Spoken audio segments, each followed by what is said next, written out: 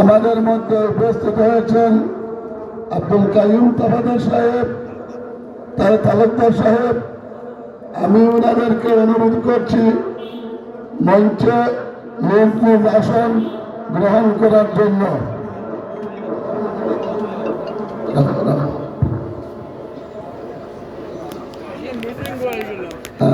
আমরা অত্যন্ত খুশি আমাদের মধ্যে উপস্থিত হয়েছেন লাতু নিবাসী নৃপতি ভট্টাচার্য মহাশয়। উনি বারবার গাঁও পঞ্চায়েতের সভাপতির পদে নির্বাচিত হয়েছেন, ওনাকে আমন্ত্রণ জানাচ্ছি।